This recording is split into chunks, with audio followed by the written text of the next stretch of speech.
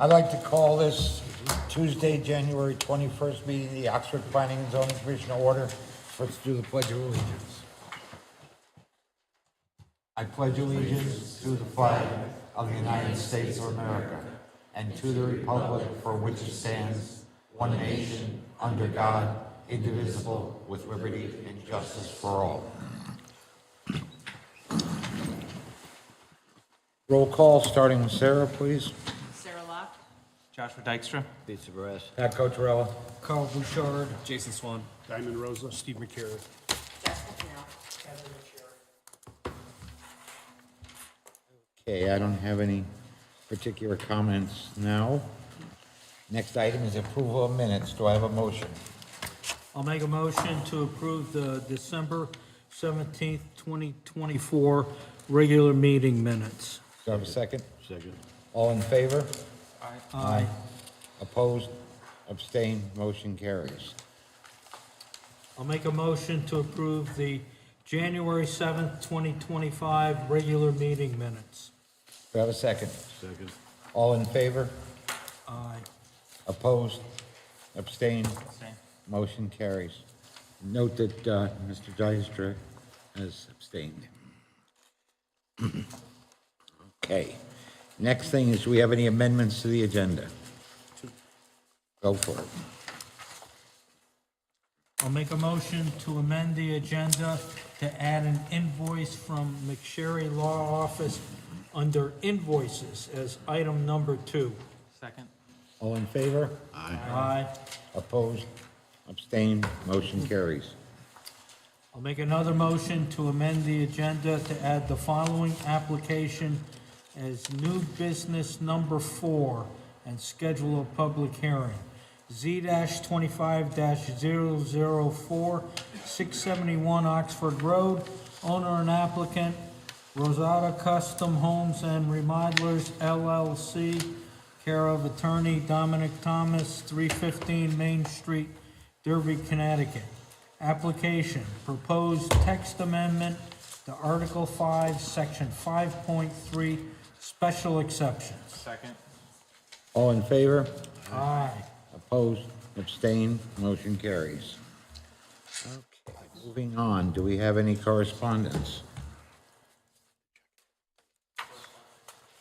Do we have any correspondence? No.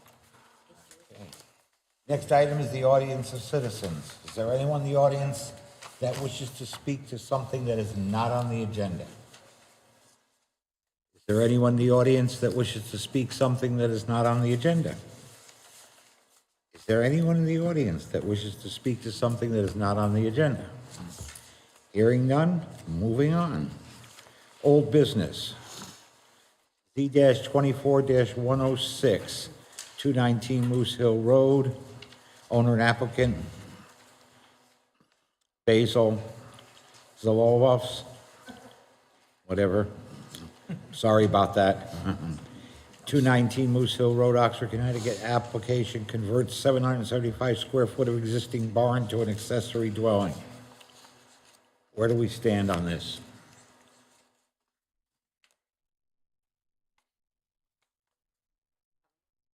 We have a motion.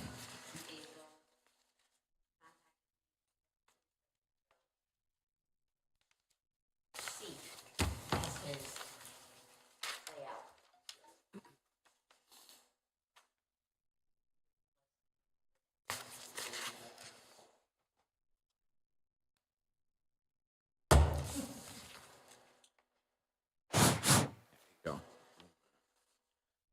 Okay, yes, there was some discussion about different possibilities, and you have the one that was, I think, designated number C, Yes, or when letter we're C.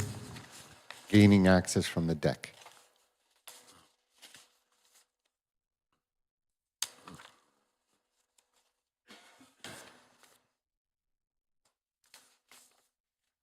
I think when we discussed this last time, we thought C was an acceptable approach. Is there any other comment on this? Is there any other comment? Do we have a motion? Please. I'd like to make a motion to approve application Z-24-106, 219 Moose Hill Road, owner and applicant, and now I'll mess up your name, Basil Zovalis Jr., 219 Moose Hill Road, Oxford, Connecticut. Application, convert 775 square foot of existing barn to an accessory dwelling unit. The applicant submitted the following in support of its application: a copy of the assessor's card for the lot, post-construction approvals prior to receiving a certificate of occupancy, application and site plan approval, 3 versions of the ADU setup A, B, and C. The commission makes the following findings. The applicant is the owner of the property. The property is in a residential zone. I move to approve the application with the following conditions. The commission approves the ADU proposal designated as C. Accessory dwelling units are only permitted in residential zones and are not to be allowed in any other zone. The maximum number of accessory dwelling units permitted is 1 per building lot, no exceptions permitted. The accessory dwelling unit shall utilize the same driveway, entrance, and exit to the road as the primary dwelling. A minimum of 1 parking space for the accessory dwelling unit shall be provided. The owner of the property shall reside on the premises. The ADU shall have a maximum floor area of 775 square feet. All ADUs will have a maximum of 1 bedroom. All ADUs must be located on and affixed to a permanent foundation. Do I have a second? Second. Do we have a drawing that can be attached with this application? Okay. All right, that's the only comment I have. All in favor? Aye. Aye. Opposed? Abstained? Motion carries. Thank You you. good? Thank you.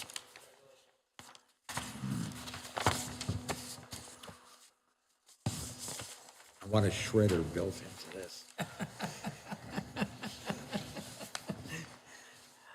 Okay, what's next here?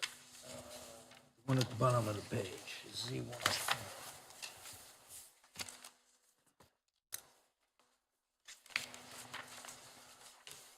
Okay, Z-24-104, 83 Prokop Road, special exception. Owner Prokop LLC, 160 Christian Street, applicant Zachariah Narowski, 121 Benjamin Drive, doing business as Equivalent Exchange. My hands are still cold, sorry. Special exception per Article 9, Section 9.1 of the Oxford zoning to use existing building space to manufacture and distribute wine in the industrial zone. Special exception. Have we had a public hearing on this? We did. So we have a motion then.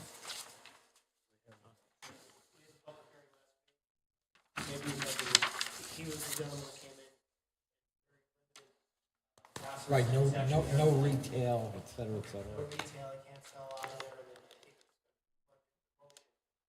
there. He's not there very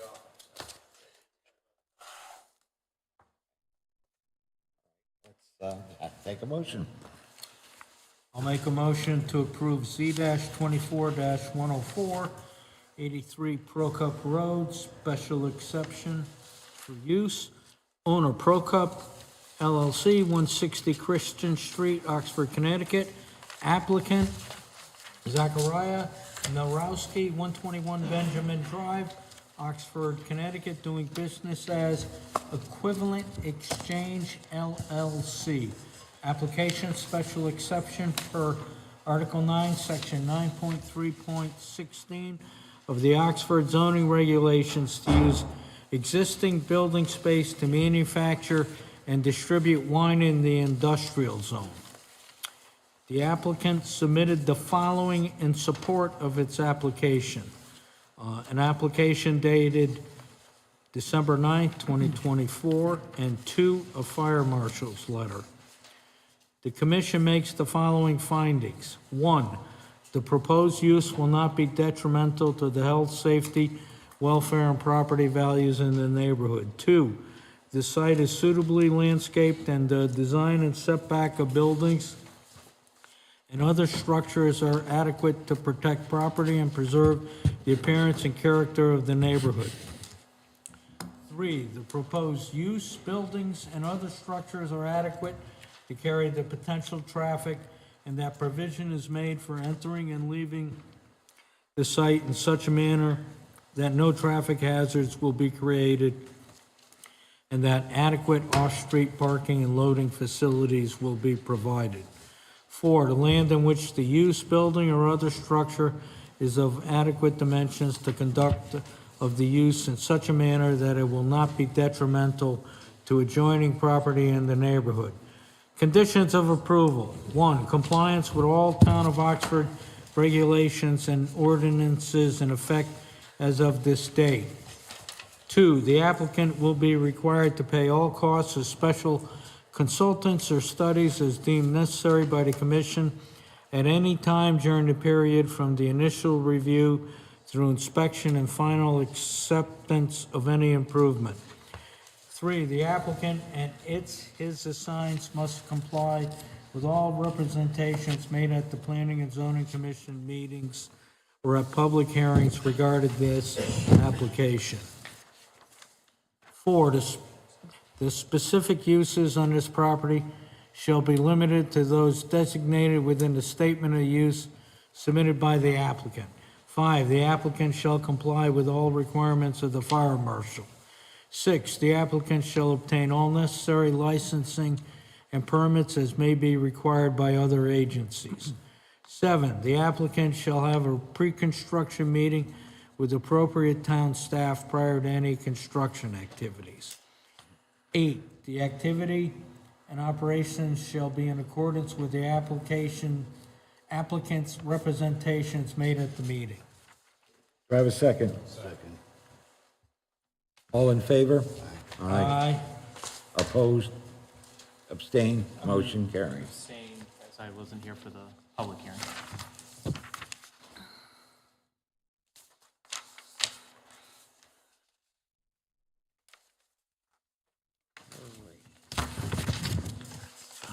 Oh, what's next?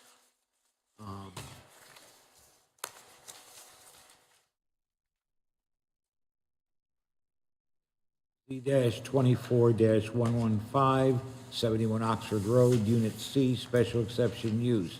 Owner, Oxford Park LLC, 308 Oxford Road, Oxford, Connecticut.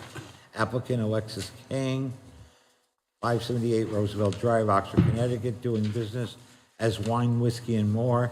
Application special exception for Article 7, Section 7.3.16 of the Oxford zoning regulation for a proposed liquor store in an existing commercial building.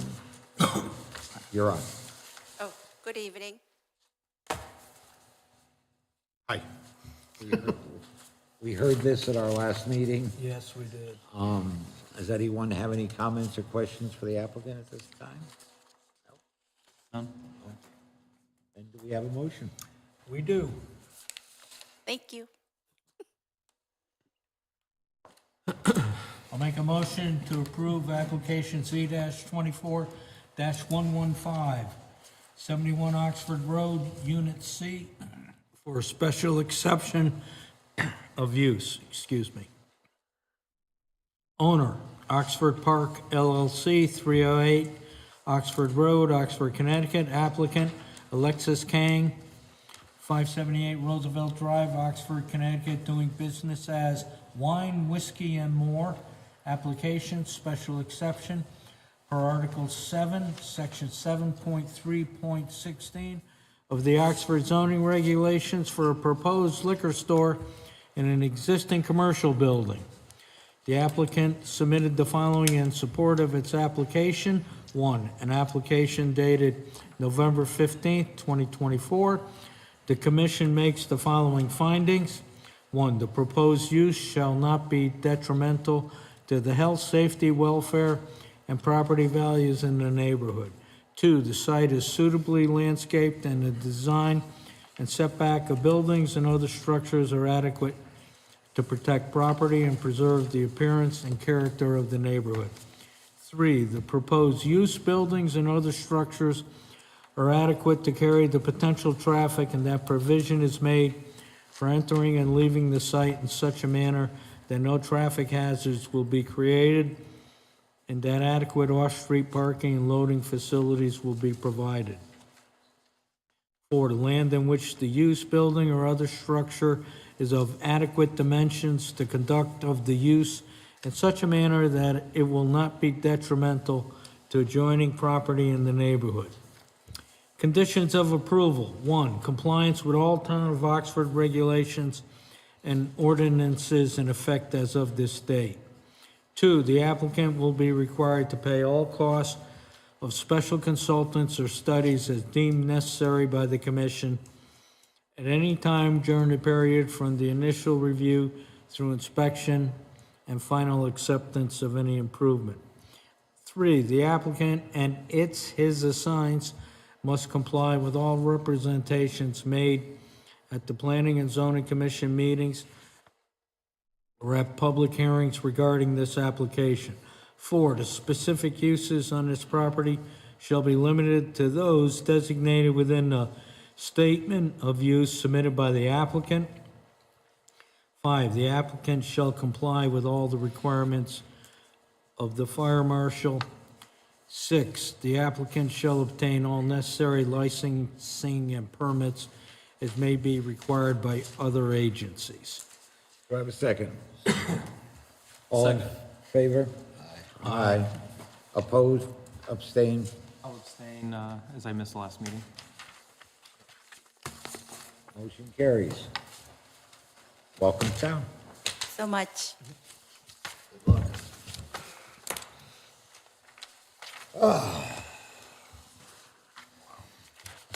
Okay. New business, number 1, Z-25-002, 360 Center Rock Green. This is on our agenda tonight because it's simply a change of use as allowed in that particular zone. However, under advice from our attorney, because it's of, what's the phrase? Serious public interest or? Significant, thank you. It's of significant public interest. It's being put on as a public hearing because the commission can determine to have a public hearing on any application if has significant public interest.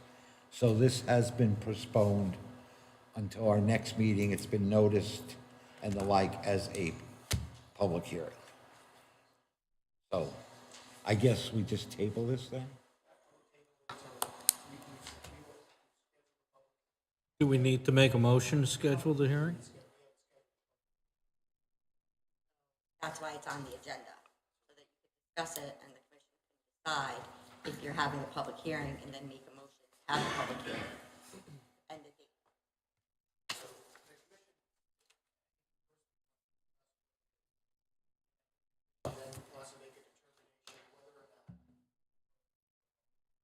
It's solely rested.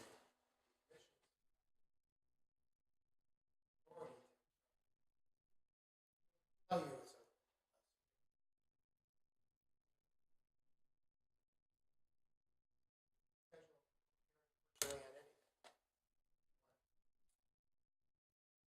Can we decide that this isn't significant enough to require a public hearing? Let's discuss it then. Okay. The second floor of the building at Quarry Walk, which has the dog groomers and what have you, is at this point almost empty, small office space, which, as we all know at this point, is basically So the owner wants to convert it to apartments, which are there, both of which items are allowed in that zone. So my original impression was it was simply a change of use. Change of uses we usually just handle administratively. However, it was brought to our attention that this may be of significant public interest. So that's why it's here. So I would like to hear from anyone how they feel about this, the thoughts, and then we'll take a vote.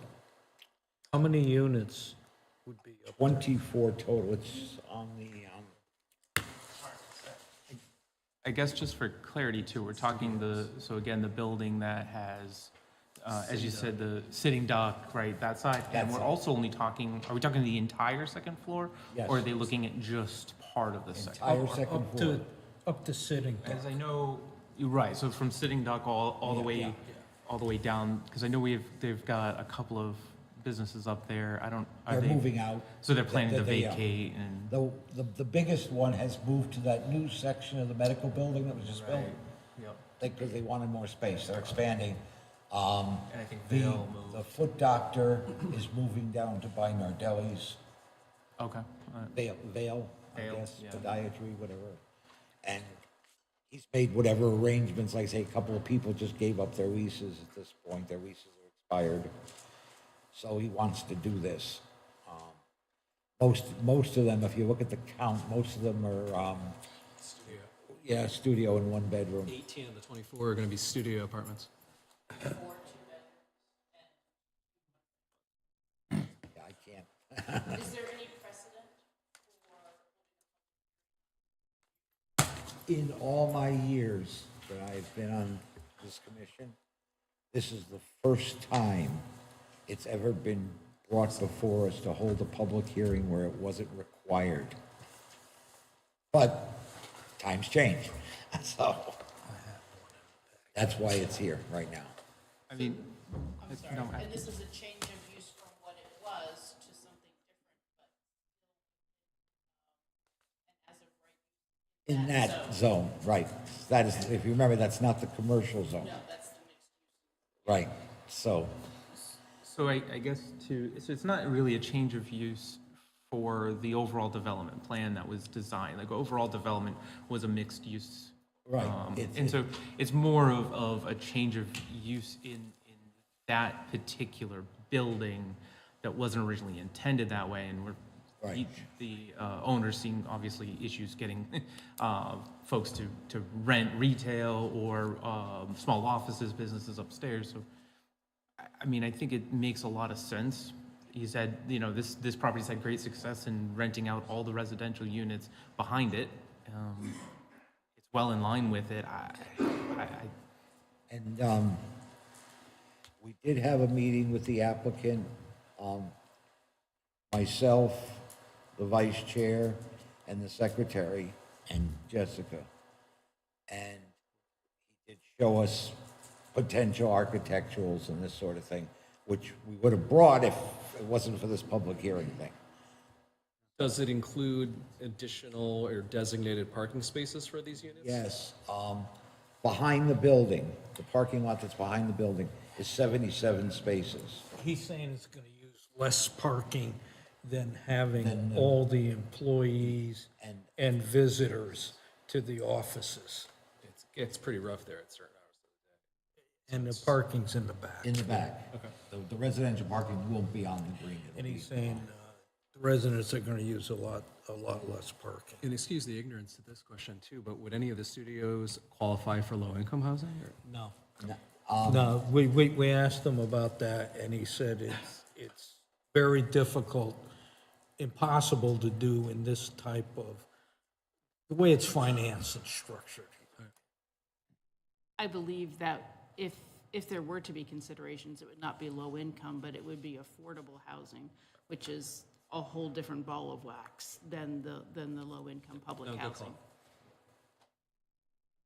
Yeah, the expert, because we did discuss the potential of having some of these units be affordable units. And it has to do with the inability to get financing because it's above commercial. There's a lot of things It's, that, it's mixed with commercial, and he said it's really not, you know. And at this late stage with the change of use that the building has already been designated for something else, it would be difficult to access the funds that would make affordable housing pencil out for the owner of the property. I understand that. anyone else? I guess going back to the parking, is there a plan to somehow reserve that parking in the back for residents, or is it gonna be more open, you know, for lack of a better term, free-for-all, right? So residents upstairs are gonna have parking issues. Get into that, other than the fact that, like I say, the total number back there was 77, which is more than enough for the existing. Tom pretty much assured us that the parking situation would actually be eased up by doing this. Yeah, agreed. And at the end of the day, I think whatever his management plan for parking is, and I know he has a comprehensive plan overall, I just didn't know if there was conversation of segregating it off or doing something to make it more clear that it's residents or not. If there's no decision, I don't see any harm in it either way. It was discussed, Yeah. but Okay. nothing specific. specific. We hadn't gotten to that detail. Personally, I think it's a great, I mean, any increase in housing around Oxford, I think it helps. Certainly, this is a good use.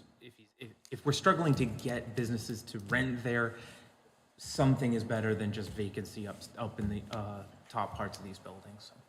I'm all for it. I don't personally know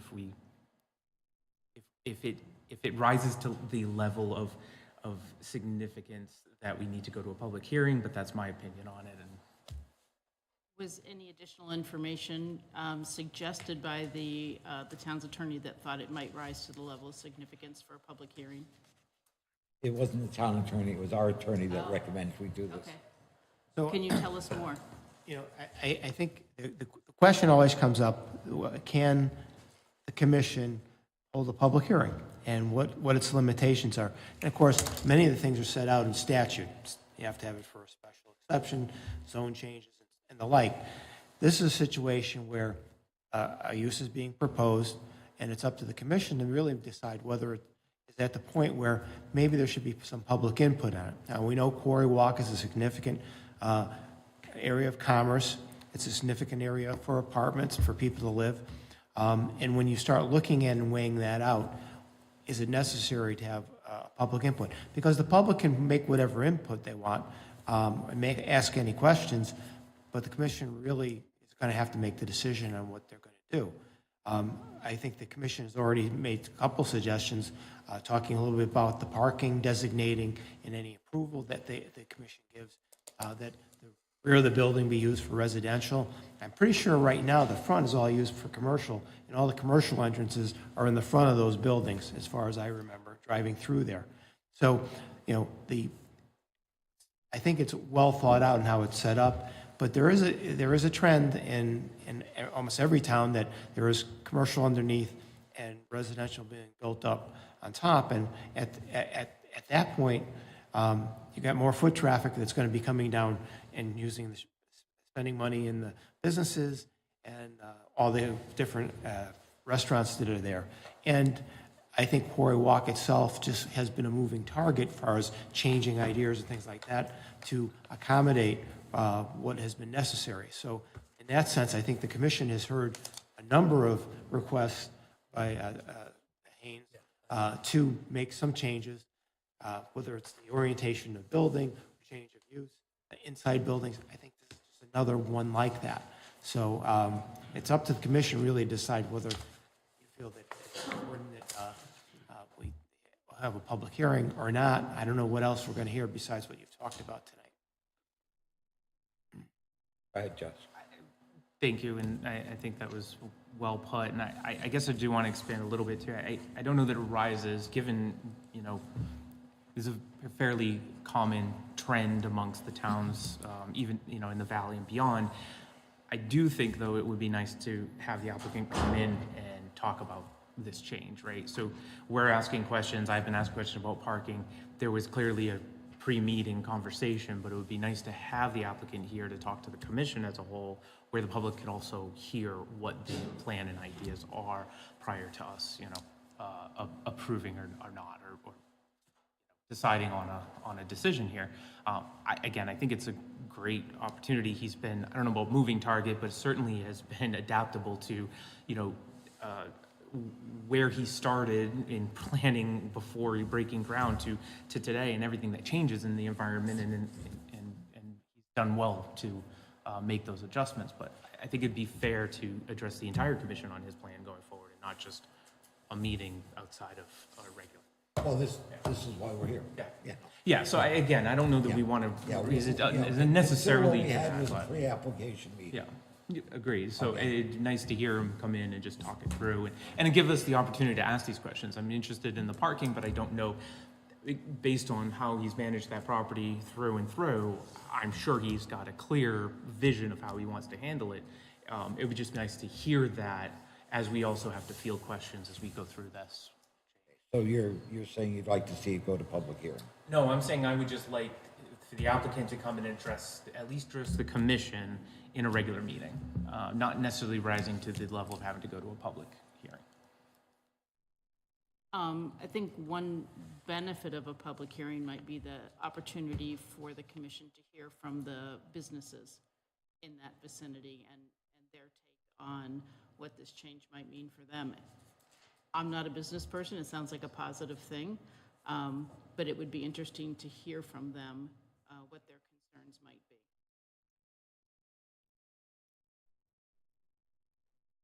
You have anything? Did they communicate their thought process around why there were 18 studios instead of maybe less rooms but bigger, more bedrooms? I would assume that, okay, He is sees a restricted- need for smaller, right. for that's- smaller efficiency, one-bedroom apartments. He has, in his existing residential complex, he has 162 units. I believe they're all one or two bedroom units. And he says that's been very successful, but he sees a desire for smaller units. And that's what he's trying to provide and address. And I think that's an excellent idea. He's responding to market demand. That's what that Yeah. was. He also acknowledges that he knows that the are very pricey, and he does And he's want trying the to- studios will He's bring trying to find a lower price down. point. No, it's unfortunate it didn't qualify for the affordable housing, which I meant before, but that's great. Well, and the other thing with the studios, I can add, my own experience, I have a couple clients that own a series of small studio, one bedroom studio apartments, and they're going all the time. And they're just such a demand for it. And sometimes we don't think about it that way, but that is the way it is. And the flip side of that is, he said, there's too much office space in town. You can't rent it anymore. And just listening to your comments, Mr. Chairman, I think the commission would benefit from having a public hearing from the standpoint of, over the years, we've been talking about different parts about Quarry Walk, and this commission is, some other commissioners are new to Quarry Walk. It'd be good to just have Mr. Haynes come in and just describe what he's doing and give his thoughts on it. That might be a thought as well. Well, I'm going to disagree. I don't think a public hearing. I think it's fairly straightforward. I don't think there are any issues to it. I think the parking's a red herring, you know. I do have concerns about the parking. I would like to see him address some of the more specifics about, will it be gated off, specific or designated for residents? Would there be any policing of residents parking in the commercial spaces that do often fill up very quickly at certain hours of the day? That's my one really sticking concern. I don't know if that necessarily rises to the level of a public hearing. Parking issue. The workers for the park behind the building, Yeah, so that would all be moved down to another area? no, There's 77 spaces back The there. point is There's there's 77. more than There's 77 enough existing spaces. spaces, and spaces that are currently being used will be freed up by well, they're being freed up by the fact that those who work and own in the offices will no longer be there, and their clients will no longer be there. And he says that that's more than what the residents will be using. Okay, so you're accounting for all.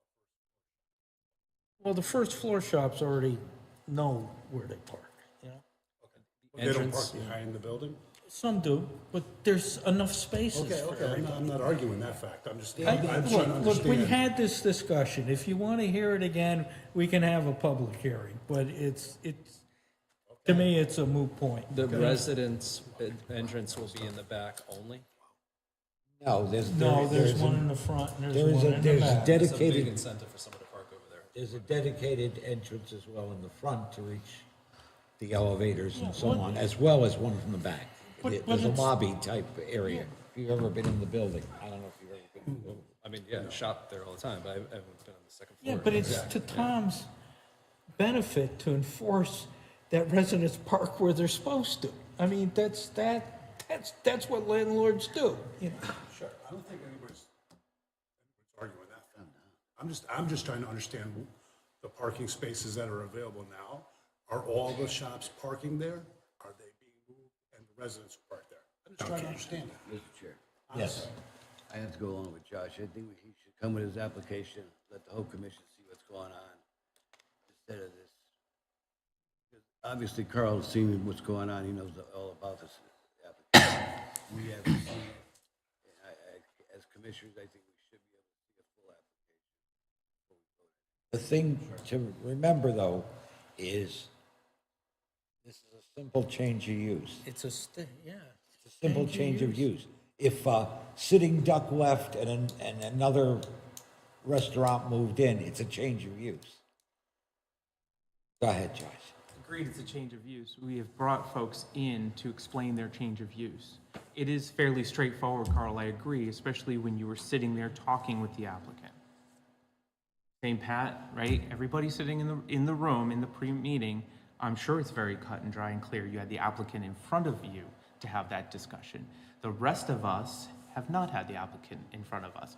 Again, not suggesting, like other change of uses, that we go to a public hearing, but certainly in past change of uses, we have brought the applicant in just to describe what the change of use involves and allow the entire commission to ask questions of the applicant.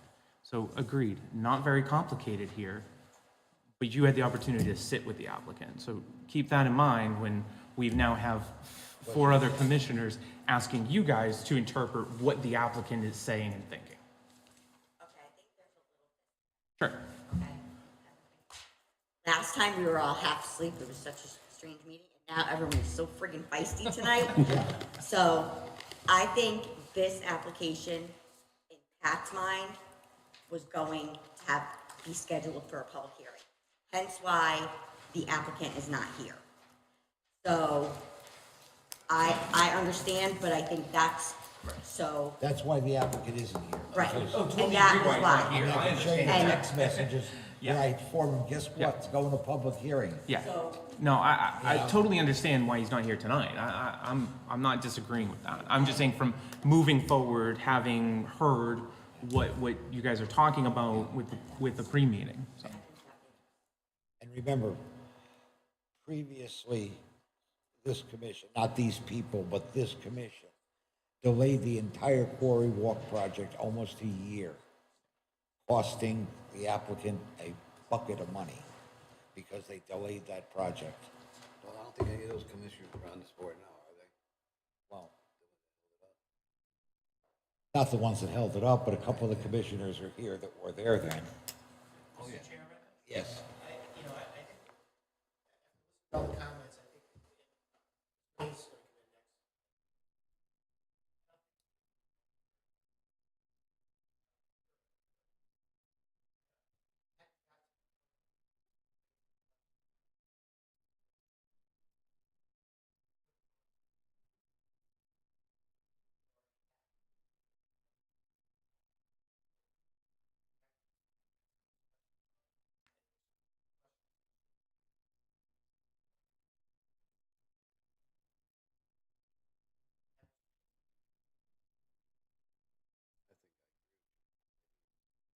Everybody on the commission should. So, Well, that I disagree with also.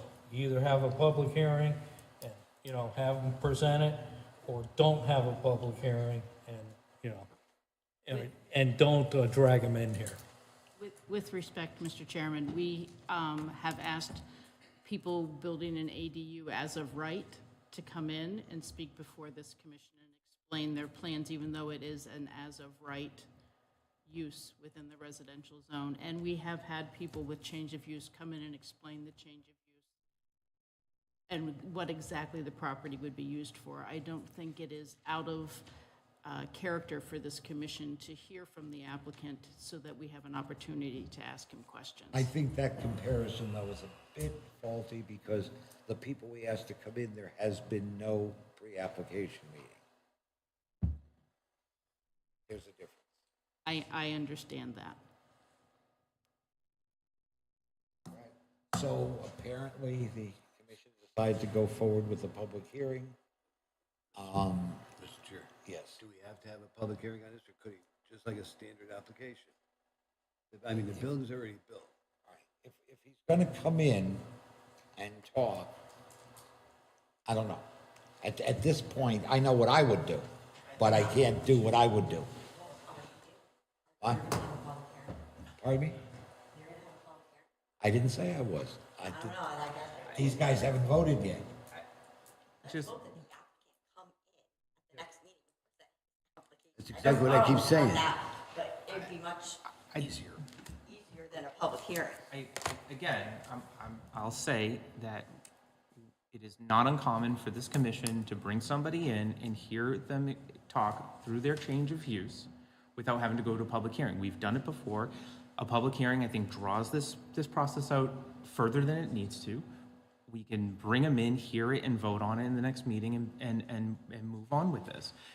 It doesn't prolong it. I don't think anybody here is trying to hold it up for another year. He's done fantastic work, but I think it's fair to hear it as a regular business item and is no different than what we've done to others. If you're going to bring them in for a public hearing, then are we bringing every change of use for a public hearing? That seems excessive. And again, it's just the specifics of bringing other people in with change of use is because we have not had any pre-application meetings. I want to really emphasize that.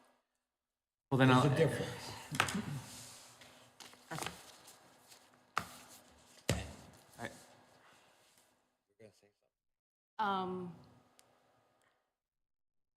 Jessica commented on the difference between the last meeting and this meeting, and I think it is a welcome change. And if commissioners are interested and would like to know more information, I think that that's a good thing. Oh, the fact that everybody's awake tonight, including myself, by the way, I'm very happy with. So, you know, I'm not opposed to having the applicant come in. Okay, please understand, I'm not necessarily opposed to it. We have to get a hold of him, make sure he can get in here for the next meeting, and so on and so forth. I mean, a lot of these people are not necessarily at our beck and call. With all due We're the respect, public servants, he's not. with all due respect, he's a businessman. If he wants to do this, he has to come in with an application. We can't treat him any different than anybody else. that's, I mean, we had this one with the wine and liquor. She came in here 3 times. Change of use. It was, what was it before? A sandwich shop. Now it's a liquor store. But And I agree with you 100%. Tom's busy, but you know, that's not my problem. That's his. If he wants to go ahead with a business like this and change over from stores to an apartments, I think he should not have stores, offices. offices to apartments. I think he should come in and address the whole That's- commission. I'm not objecting to that. Then I make a motion to have Tom come in with his application and just for the commission to review it. Do I have a second? I'll second it. All in favor? Aye. I abstain. And I'm opposed.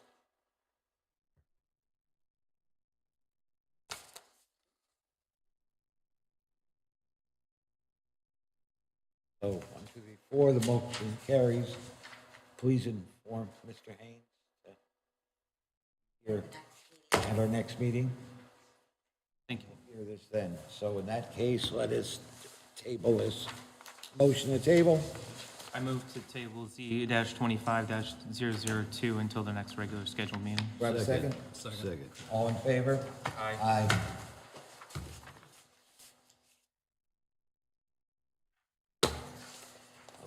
Next item, Z-23-130A, RGCD, Phase 5, Residential Development, Oxford Greens.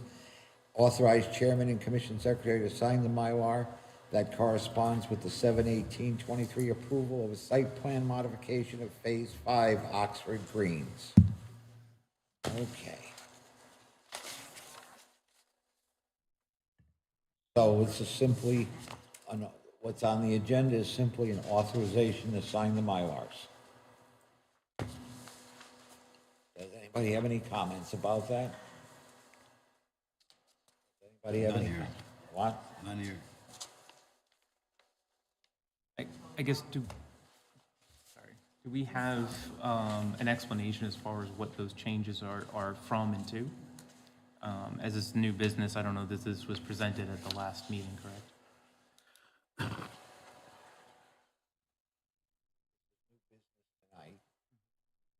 And like I say, what's on the agenda is to authorize the chairman and secretary to sign the Mylar.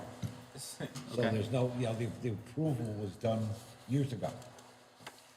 Yeah, it was done about a year and a half. Oh, so we reviewed the changes, we're just getting to the Mylar sign, We're just signature. getting to the Mylar. I see, okay. Understood.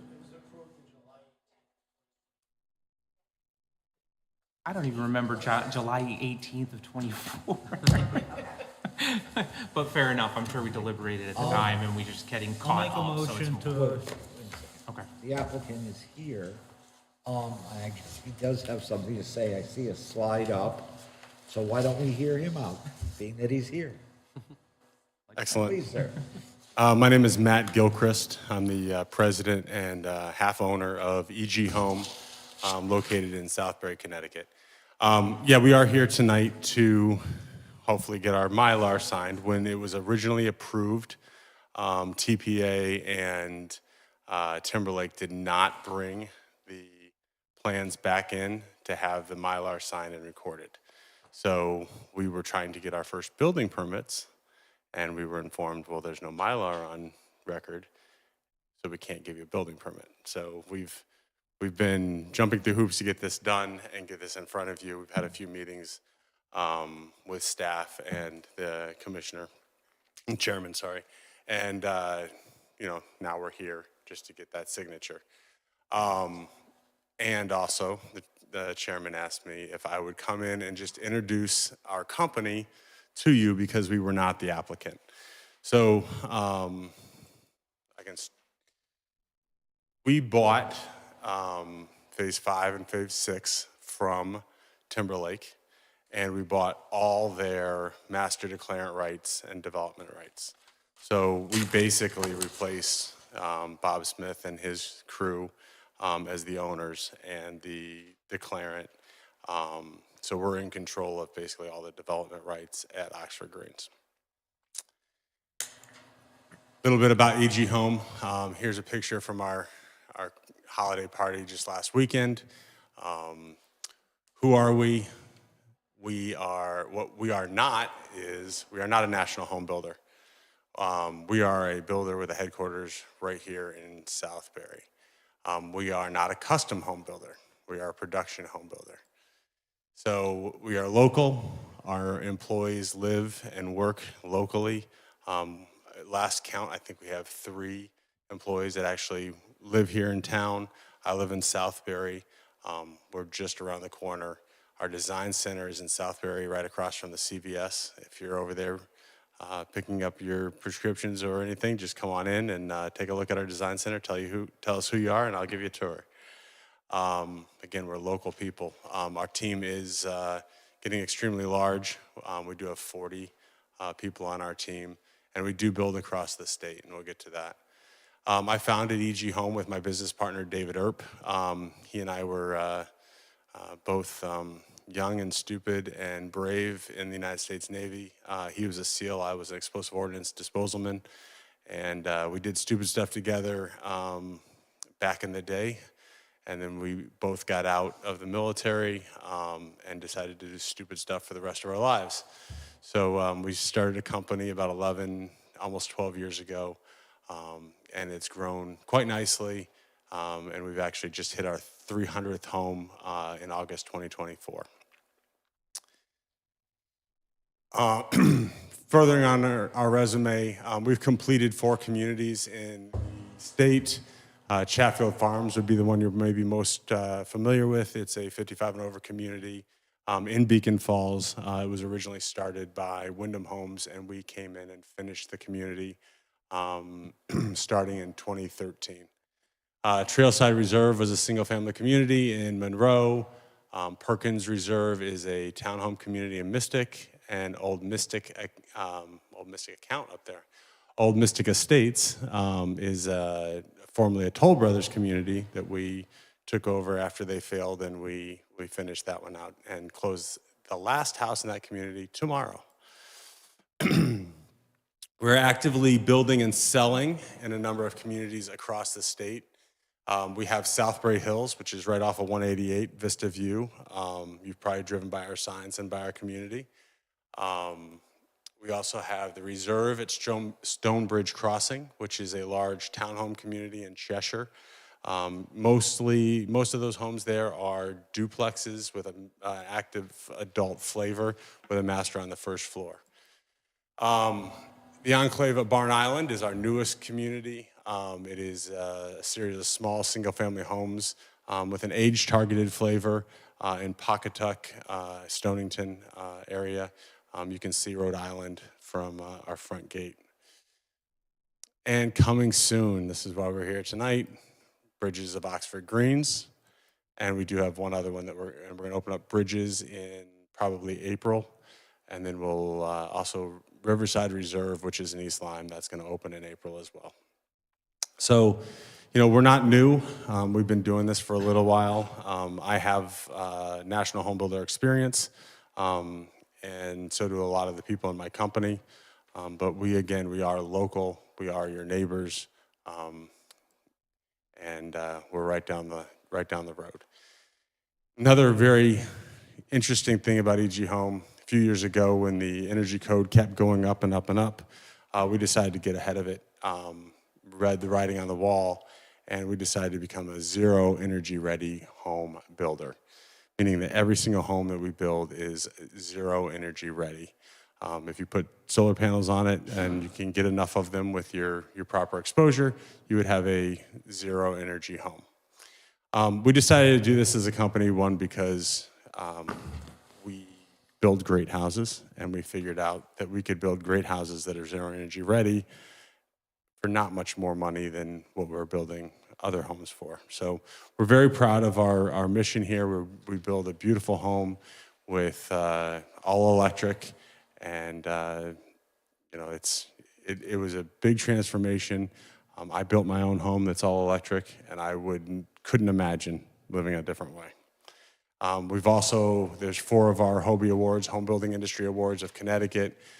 We've won over 35 since we were founded 11 years ago. I'm also the president of the HBRA of Central Connecticut. I've been named Builder of the Year for the HBRA of Central Connecticut and Eastern Connecticut, as well as I serve on the state board, and I am a national delegate to the NAHB. So, Oxford Greens. The Mylar that you have doesn't have the colors on this. This is colors reflect construction phasing only, not P&Z phasing. We don't have endless pockets, so we can't just build this whole thing at one time. So we're illustrating, our focus as we build through this development. The red homes are the ones that we're going to build first and market first and close first. And we're currently working on site, and everything that you see in the yellow has been cleared. Erosion control has been installed, and we're starting to marshal up all the giant boulders that we have. We've quantified the rock that is on site. We're starting to cut in the roads, and we're doing all this with the intent of getting down here to pump station number 10. We can't, with the exception of these first 2 buildings, we cannot close houses in this community without getting that pump station online. So we are marching smartly to get that done. I've labeled the Chestnut Tree Hill Road access point just because this is a common point of concern. Everybody from the residents at Oxford Greens to the residents of the town and our trades want to see this opening put in. It would provide a secondary access to Oxford Greens and will allow residents to come and go. It initially will allow all of my trades to come in and out of the community without having to drive through the rest of the community. During the public hearing and the approval process, this was a key point for the commission and the residents who came and testified, and you made a condition of approval that required this access to be open before we could start to sell and market in phase 6, which is 56 single-family homes. So our plan to get there, we got to build the bridges. This is Bridges of Oxford Greens because we get to put in $1.7 and change $1 million worth of bridges. Again, these are the same timber bridges that they have already built one.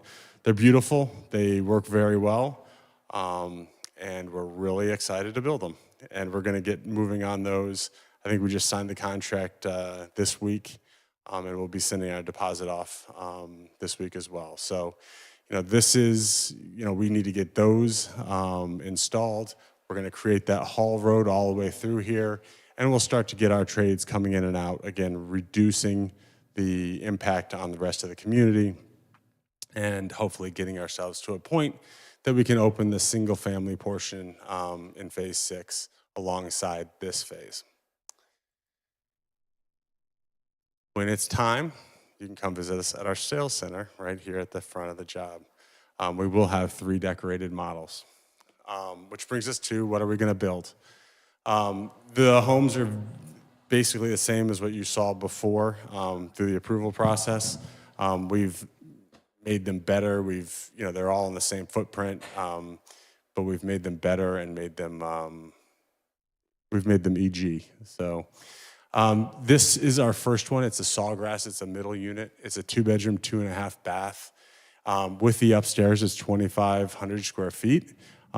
This is all cheap, easy square footage on that second floor. What everybody's really looking for is that first floor. You do have your master, your primary bedroom on the first floor, and nice open space living here. We do have lots of options, like we can do a finished basement, and we do have an office on that second floor as well. Again, this is our lower price. This will be our lowest price point, as it is a interior unit. The Pinehurst is an end unit. It's another 2-bedroom, 2.5 bath, same size as the other one, but it is on the end, so you're gonna have a lot more windows along the side.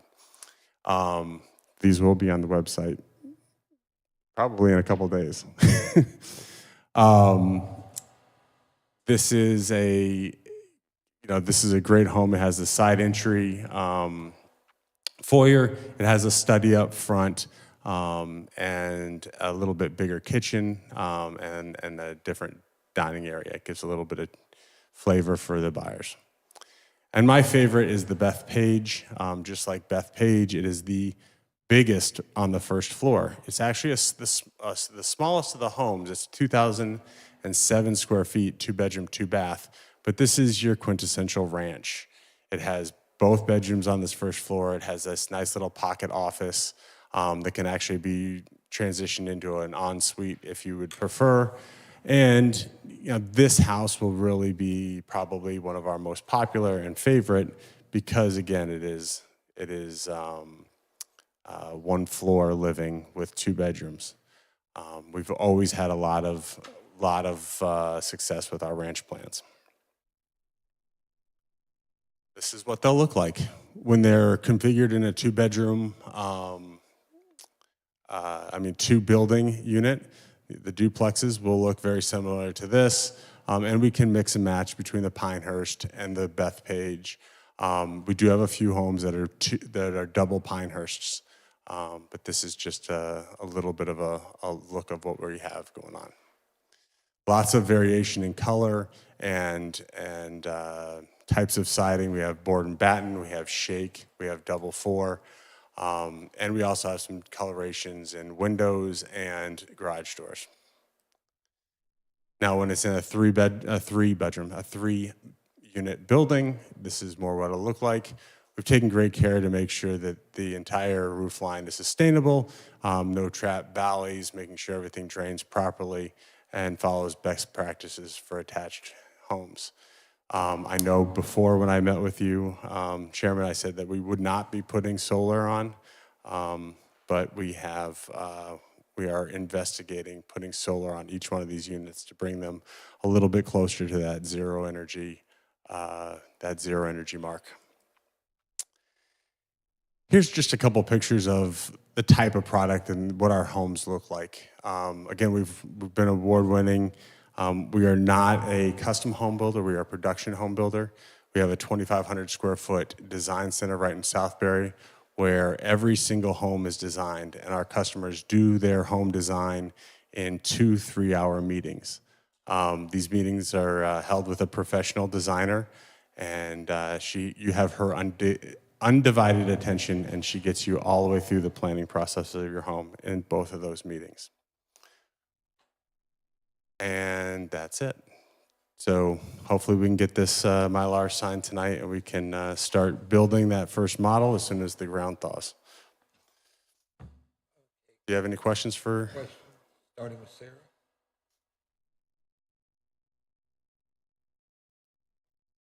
Mentioned that the potential homeowner comes in and designs, but yet you're a production builder, not a Correct. If you could clarify that for me, just because Yep. I'm new to this. So our floor plans are, we have a few options and structural options that we allow the buyer to choose from. But really, we don't customize your house, we personalize your house. So if you come to the design center, you'll see that, there on the wall, there's 14 different cabinet styles with, 6 different colors of each cabinet. There's tons and tons of tile, faucets, everything that is there, and it's all one stop. So if you go to a custom home builder or a smaller builder, they'll say, okay, well, now we need you to run down the street and talk to the Kitchen Cabinet Outlet, and you're gonna pick out your kitchens. Then you're gonna Connecticut Lighting, and you're gonna pick out your lighting. And they're gonna give you an allowance, and you're gonna have to try to figure it out. Here, it's very retail. Everything is done under that one roof. And when you're done with your first 2-week process, actually it's more like 3-week process, you know exactly what that house is gonna cost you. And it's done at that point because we don't do change orders. Thank you, that does clarify it for me, thank you. Josh? No questions. I think connecting into Chestnut Tree Hill is going to satisfy a lot of folks, so I'm glad to see that, and it's good to me. What's the total amount of homes? So the phase 5 has 166, is that correct? 169, and phase 6 has 56. We also we bought all the development rights, so we have some additional density of phases that we have not gotten site plan approval on yet. Thank you.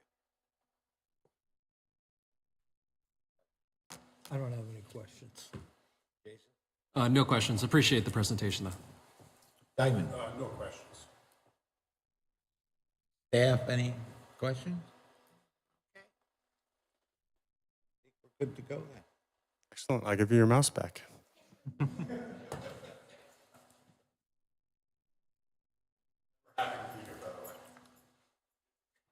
Thank you. I'll be taking deposits into that.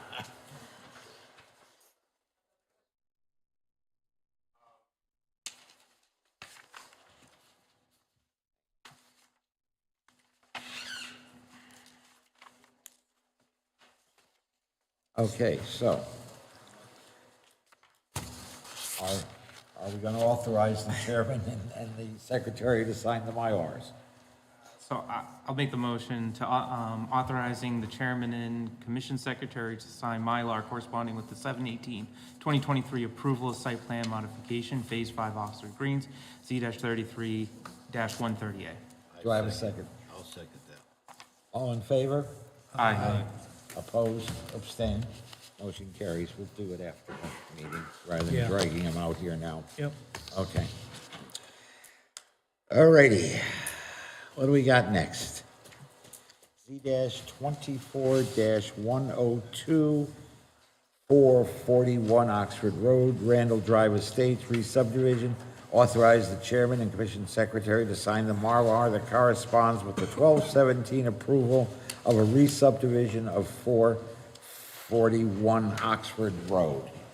This again was at that meeting where we were all asleep. So,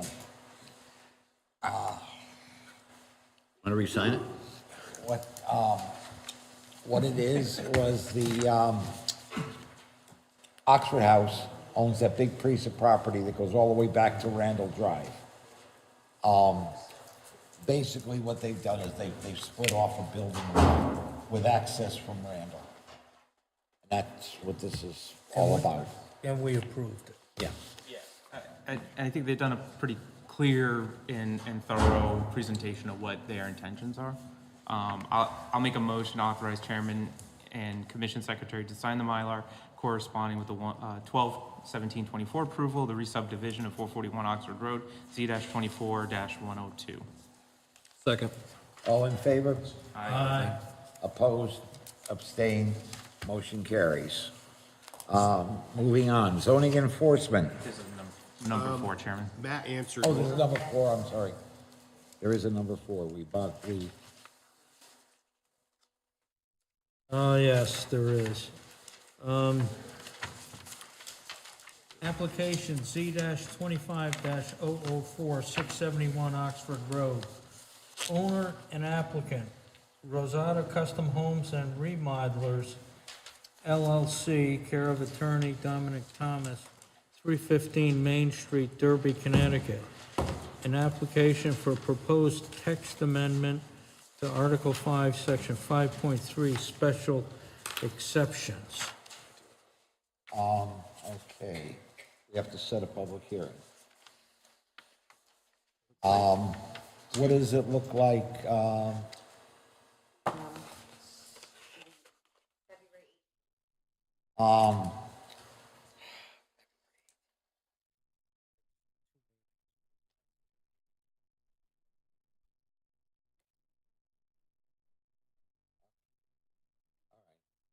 do I have a motion to set a public hearing on this application for February 18th? I'll make a motion to set a public hearing for application Z-25-004, 671 Oxford Road, owner and applicant Rosada Custom Homes and Remodelers, LLC, for February 18th, 2025, at 7:30. Do I have a second? Second. All in favor? Aye. Opposed, abstained, motion carries. And I'm gonna just ask the commissioners, when all this documentation gets to us, it's a text amendment, so let's please review it thoroughly. That way, if we have any questions or what have you, we don't have to keep going. I guess regarding a text amendment too, we're taking in all this information. I think it's upon us to do the due diligence before we. Yes, yes. I'm just reminding everybody, I say after including myself at the last meeting, we're all asleep, you know, Where is 671? next to Rich's Farm. Oh, okay. I got it. That's the property. I got it, That I used got to be it. the Vigoda Farm. I got it.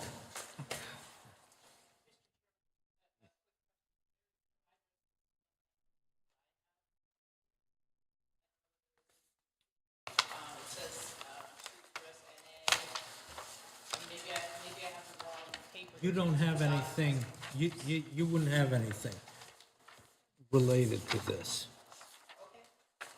I don't think. Because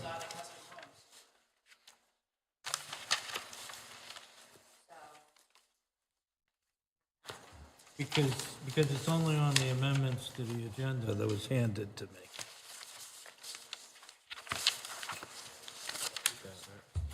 Oh, okay, there is a whole copy of this in there.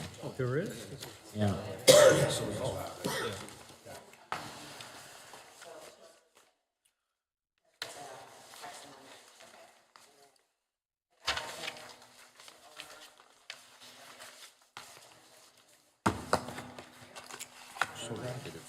Front page looks like this, huh? Oh,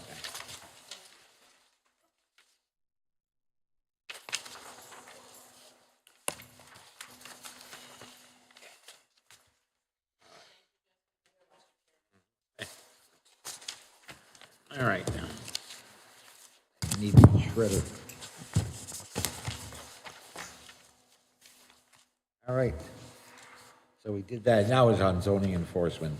Go. Matt answered a lot of my questions I had from people at the Greens for limited clearing, number of houses out on Chestnut Tree Hill Road, types of buildings. The limited clearing, I won't know till we get the final plan. I don't think they cleared too much, but I don't know till we get the as-bills. If they did, they'll address it. Plant or whatever. Is there anything else? No. Okay. All right, now we'll move on to invoices. I have two invoices. The first one is an invoice from Halloran and Sage, invoice number 11458438, dated January 7th, 2025, for professional services rendered reference Cornerstone Assembly of God Church application. The total of the invoices is $3,055. Do I have a motion? I'll make a motion to approve that invoice. Second?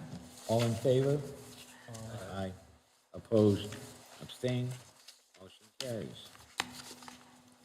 That's, Next is an invoice from the McSherry Law Office, Naugatuck, Connecticut. I'd like to make a motion to approve their invoice of $4,750 for land use work. Second? all in favor? Aye. Opposed? Abstained? Motion carries. All right. Do we have any other business the commission would like to chat about? Shirley?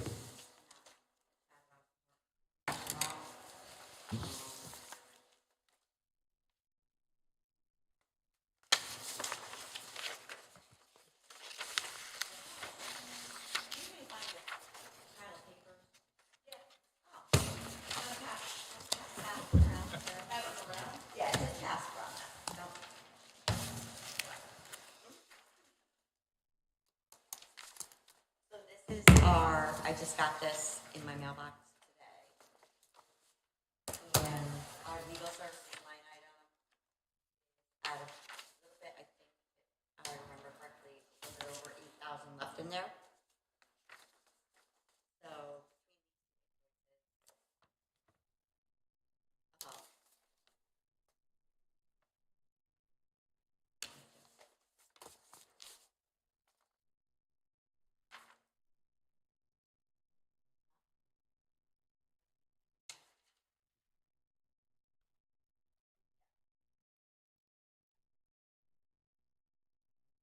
I just want to let you know, because, the two invoices we Okay.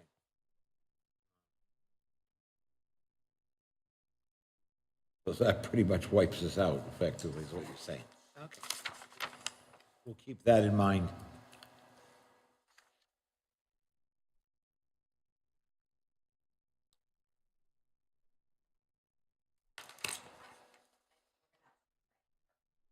Probably.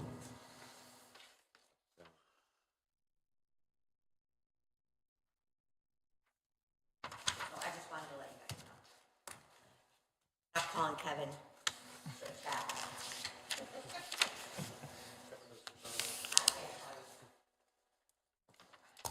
We'll just stop amending the invoices onto the meetings.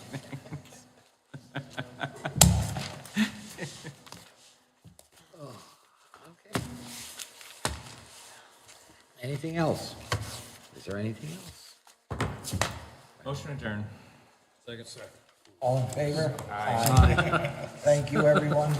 Thank you all for being awake. Is this yours?